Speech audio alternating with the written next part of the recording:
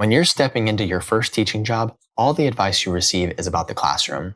You have lesson plans, behavior management, assessments, and much more. All of that matters, but once you're actually in the job, you find out that teaching is only part of it. There's an entire side of education no one talks to you about. It has nothing to do with teaching, but it can shape your whole career. Here are 5 things no one tells you before your first job. Let's get into it. The first thing no one talks about is retirement. Nothing makes starting a new job feel more exciting than immediately being asked to think about the end of your career. Whether this is your first job out of college, a career change, or simply your first position in a new school district, you may be handed a packet full of retirement information and asked to make decisions that could affect your finances decades from now. It is very easy to skim through everything, sign where you are told, and assume retirement will somehow take care of itself. It is also very easy to do nothing and ignore it altogether. But please do not assume anything and please don't ignore it.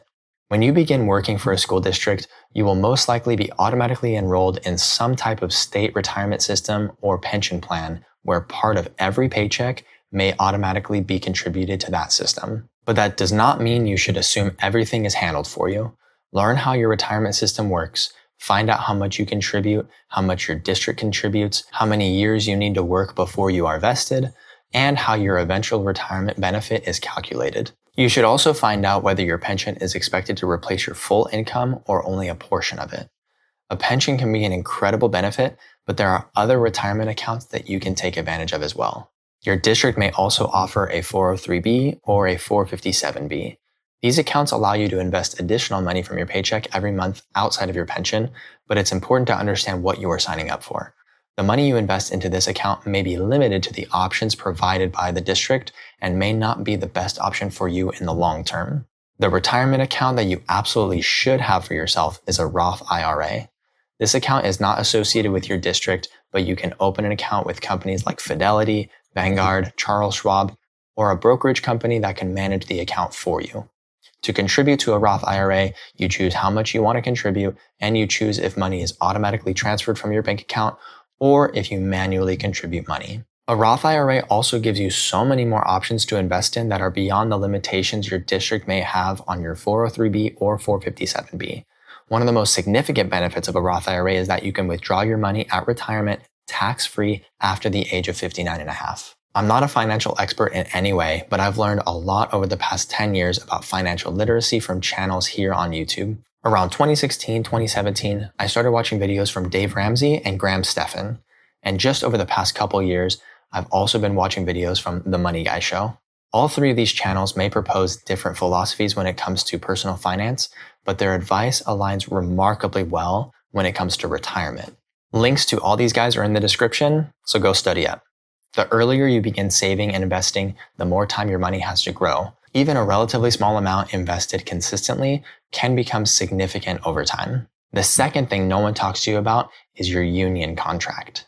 When you start your first teaching job, you are going to receive an overwhelming amount of information. You will hear about district procedures, evaluations, payroll deadlines, required training, technology policies, and health benefits. Somewhere inside all of that information is your union contract. If it's not, find out who the union rep is at your school and ask them how to get a copy. Once you have it, read it. You do not have to study every page in one sitting, but you should gradually become familiar with what it says. Your contract may explain your work hours, your planning time, duty expectations, evaluation procedures, salary schedule, stipends, leave policies, class size limits, transfer procedures, and much more. It may also explain what administrators are allowed to require from you and what falls outside of your contracted responsibilities. It's important to be familiar with these things as a new teacher because there may be some time between getting hired and getting tenured. Before you are tenured, please be sure to work with your school union rep if any issues come up regarding your working conditions and the protections and rights you have from your union contract. Once you are tenured, you may have more job security, but it's always good to work with your union rep through certain things that you need clarification on to help navigate any issues. The goal is to not be confrontational, but you'll have legs to stand on by being informed about what your contract says. Be sure to keep up to date with contract negotiations between your district, as well as voting on any agreements they come to. Sometimes changes will benefit you, and sometimes they won't. Building a strong relationship with your site union rep gives you a contact to propose some changes that will benefit your district music staff. Your rep should be able to communicate those proposals to the negotiations team. With enough staff on board with these changes, you may be able to get some of your proposals addressed in the negotiations room to potentially be added into your contract. It may take some time, but getting things added in the contract that directly impact you in a positive way is always a good step forward for you and your team. Now, the third thing no one talks to you about when you first start out is this, and I'm going to say it delicately. Drop your ego and take advice from more experienced teachers. Here's what I mean. When you get your first job, you are carrying a lot of new information. You have studied current teaching strategies, completed observations, and gone through student teaching. You may also have strong opinions about curriculum, classroom management, grading, and what schools should be doing differently. Some of those ideas may be excellent, but knowing educational theory and successfully running a classroom every day are not the same thing. Experience teaches lessons that cannot always be recreated in a college course. An experienced teacher may understand the personalities of the students in your community. They may know which school traditions matter to families. They may know how certain administrators communicate. Listen to them. With that being said, it's important to note that every experienced teacher is not automatically correct. Some people have 20 years of experience. Other people have repeated the same year 20 times. You still need to think critically about the advice you receive, but do not dismiss someone simply because their approach feels different from what you learned in college. Pay attention to people who have strong relationships with students and families. Notice who stays organized without consistently appearing overwhelmed. Because here's the thing, success leaves clues. Find the people who are already successful at what you hope to achieve and learn from them. One of the biggest mistakes you can make when you first start out is believing that accepting advice means that you are inadequate or that you have to handle everything on your own. You are new and you are supposed to have questions. Your goal during your first year is not to prove that you already know everything. Your goal is to become better than you were when the year began, and that shows maturity. One of the best ways to better yourself is by getting over yourself.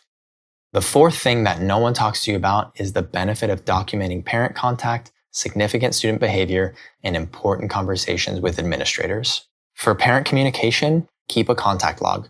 Record the date, the student's name, whether you called or emailed, and a short summary of what was discussed. When possible, use email for important communication so there can be a paper trail of what was discussed in case issues come up or if you need to reference exact pieces of communication. When documenting serious or repeated student behavior, it's important to use objective language to describe what actually happened. Include the date, time, location, witnesses, actions you took, and whether the parent or administration was contacted. Documentation becomes especially important when a pattern develops. You should also document important conversations with administrators. If an administrator gives you a direction that affects your program, schedule, budget, students, or responsibilities, follow up with them in an email to clarify what was communicated. Keep your documentation factual and professional. This can be about positive things if your admin is supportive, or potentially negative things if they are not. Regardless, keep a record of communication. I have a whole video about building strong relationships with administrators, so be sure to check that one out. The last thing no one talks to you about is work-life balance. Teaching can consume every available hour you give it. There's always another lesson you can improve, another email you could answer, another resource you could create, and another student you could help. For band directors, the list becomes even longer. You have rehearsals, concerts, instrument repairs, music selection, inventory, fundraising, uniforms, trips, transportation, facilities, parent communication, and so much more. The work is never completely finished, so you have to decide when enough has been completed for one day. It can be very easy to allow this job to consume every part of your life. If you arrive before everyone else, stay after everyone leaves, work every evening, and spend every weekend preparing for Monday, eventually something will suffer. It may be your health, your relationships, your patience, or the quality of your teaching. You cannot build a sustainable career by operating in that state forever. Here's my honest take on work-life balance based on my own experience and what I've seen. Year one, you're going to spend a lot of your time on work. You're in survival mode and everything is going to take longer because you are doing things for the first time and you're learning as you go. Year two, you're still going to be spending a lot of time on work, but it should be much more productive. You're not going to be in survival mode as much, so you should be shifting your focus on building the systems you will have in place based on your experiences in year one.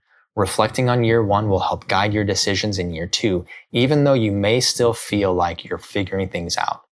By year three, you should be implementing your systems more efficiently, and you should start to see yourself spending less time on work when you're outside of work.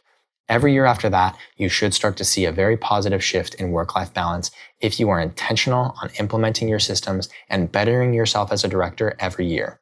Eventually, your school year will automate itself, allowing you to focus on your work only when you need to. One of the most important systems you need to have in place is classroom management. Click here to learn everything you need to know. And be sure to grab my free Director Yearly Calendar template from the link in the description or in the pinned comment of this video.